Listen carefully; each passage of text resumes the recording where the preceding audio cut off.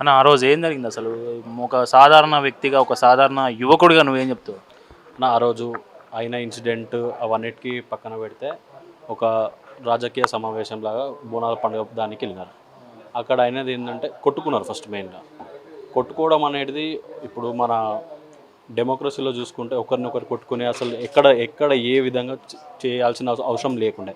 Main incident అక్కడ పోయి వాళ్ళు ఒకరి మీద ఒకరు చేతులు వేసుకొని ఒక రాజకీయ నాయకులు, ప్రజాస్వామ్యాన్ని కాపాడే నాయకులు వాళ్ళకి కొంచెం అవగాహన లేకుండా, విచక్షణ లేకుండా ఒకరినొకరు కొట్టుకొని బట్టలు చినిగేలా కొట్టుకోవడం, వాళ్ళు జనాలకి ఏం సందేశం ఇస్తున్నట్టు అంటే వాళ్ళ చేతిలో మనం ఉన్నాం. ఇప్పుడు వాళ్ళు పరిపాలిస్తున్నారు, మనం వాళ్ళ రాజులు, మనం సేవకుల్లాగా మనం ఎన్నుకున్న నాయకులు ఇలా ఉన్నారు. ఫస్ట్ మీనింగ్ అది చాలా దురదృష్టం అసలు.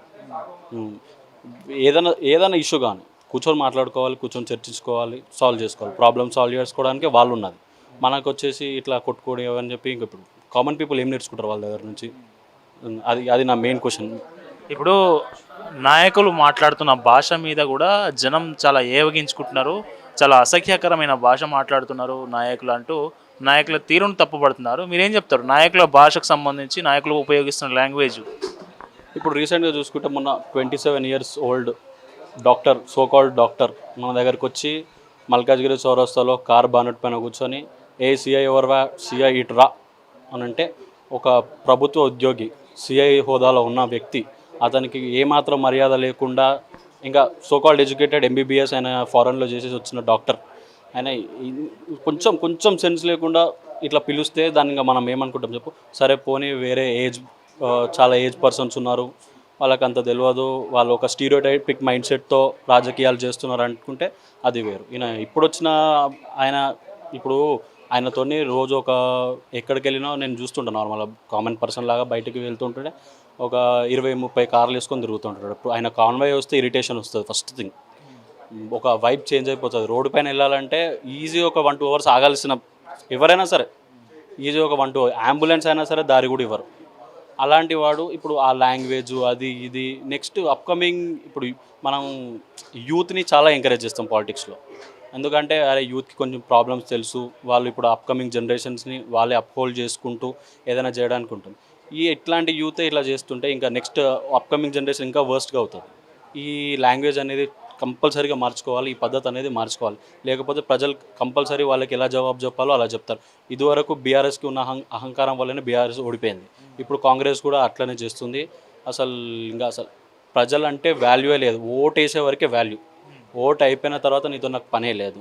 ఇంకా ప్రజలు కూడా కొంచెం ఒకటి గమనించాల్సింది ఏంటంటే, డబ్బులు తీసుకొని ఓటేయద్దు. నువ్వు డబ్బులు తీసుకొని ఓటు వేసినప్పుడు వాడు కూడా ఆబ్వియస్గా ఎమ్మెల్యే అని ఎవరైనా కానీ వచ్చి నువ్వు ఊరికేసిన ఓటు, నేను నీకు 500 ఇచ్చినా, 1000 రూపాయలు ఇచ్చినా, బియర్ ఇచ్చినా, బిర్యానీ ఇచ్చినా, ఇలా అయిపోతుంది కాన్వర్సేషన్. సో మెయిన్గా ప్రజలు గమనించాల్సింది ఏంటంటే, నువ్వు డిమాండ్ చేయాలి వాడిని.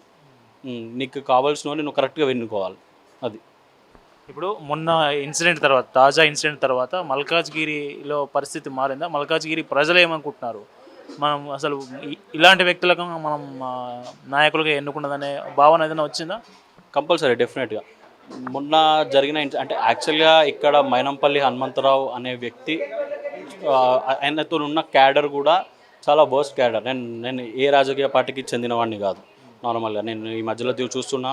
మొన్న మైనంపల్లి నుంచి అంటే మా ఫ్రెండ్స్ అందరూ కాంగ్రెస్లో తిరుగుతుంటారు, నేను చూస్తుండే, అబ్జర్వ్ చేస్తుండే. ఆయన దగ్గర ఉన్న క్యాడర్, ఆయన దగ్గర ఉన్న మనుషులు అంతా బీ క్లాస్, మొత్తం థర్డ్ గ్రేడ్, మొత్తం కచరా కచరా ఉంటారు. నిన్న చూసిన రాజశేఖర్ రెడ్డి, అంటే నాకు రాజశేఖర్ రెడ్డి ఏం ఫేవరెట్ కాదు, మైనంపల్లి హనుమంతరావు ఏం యాంటీ కాదు. బోత్ ఆర్ ఈక్వల్, ఇద్దరు ప్రజానాయకులు. ఆయనతో ఉన్నప్పుడు చాలా నీట్గా ఉండే. ఆయనతో ఉన్న ప్రజలు కానీ, ఆయనతో వచ్చిన క్యాడర్ కానీ, ఏదైనా కానీ కొంచెం నీట్గా ఉంది, క్లాస్గా మాట్లాడుతున్నారు. ప్రజలకు అది కావాలా. నేను మాస్ లీడర్, నేను గల్లు ఎగరేస్తాను, నేను తొడగొడతా, రారా సాలే ఛాలెంజ్ చేస్తున్నా, అది కాదు కదా.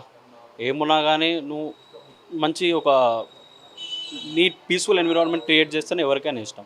ఇంకా అట్లాంటివి ఇప్పుడు మనం ఆంధ్రాలో చూస్తుంటాం, ఫ్యాక్షనిజం టైప్స్, ఆ లెవెల్ ఎన్విరాన్మెంట్ ఇక్కడ చూపిస్తున్నారు. అది చాలా రాంగ్ అది. ఇంకా ఇలానే చెప్తున్నా. గతంలో ఇట్లాంటి వాతావరణం ఉండేనా మల్కాజ్గిరిలో? మల్కాజ్గిరి అంటే గతంలో మనకి ఇప్పుడు చూసుకుంటే దివంగత ఎమ్మెల్యే గారు కనకారెడ్డి గారు, ఆయన చాలా సాఫ్ట్ పర్సన్. అంత ముందుకుండే ఆకుల్ రాజేందర్ గారు ఎమ్మెల్యే, ఆయన చాలా సాఫ్ట్ పర్సన్. ఇప్పుడు ఈ మధ్యలో వచ్చిన ఈ లాస్ట్ 5-10 ఇయర్స్ నుంచి ఉండే ఎమ్మెల్యే చాలా చాలా ప్రజలకి అసలు ఇక్కడ అయిన పని ఏం లేదు, డెవలప్మెంట్ ఏం లేదు, జస్ట్ మాటలు మాటలు మాటలు మాటలు.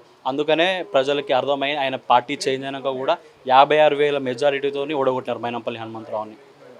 సో కొత్త ప్రజలకు అర్థమవుతుంది ఎవరు ఎట్లా ఎలాంటి వాళ్ళు, మాటల మనుషులా చేతల మనుషులా, పని చేస్తారా చేయరా అని చెప్పి. అందుకని చెప్పేసి ఆయన ఓడగొట్టి మొత్తం మీరు ఇప్పుడు చూసుకుంటే జిహెచ్ఎంసీ పరిధిలో హైదరాబాద్ చుట్టుముట్టులో ఓడిపోయిన సీట్ ఏదైనా ఉంటే మల్కాజిగిరి, మిగతా అన్ని సీట్లు మొత్తం గెలిచినారు. ఎందుకంటే అన్ని ఉప్పల్లో ఇప్పుడు మీరు చూసుకున్న ఎమ్మెల్యే కానీ, ఇటు మల్లారెడ్డి గారు అంటే మాట్లాడతారు బోలాబాలా మంచి, కానీ పని చేస్తారు. అట్లాంటి వ్యక్తులు గెలిచినారు. ఇట్లాంటి రౌడీ రాజకీయాలు చేసిన ఎమ్మెల్యేలు ఎప్పుడైనా సరే గుర్తుపెట్టుకొని ప్రజలే జవాబు చెప్తారు.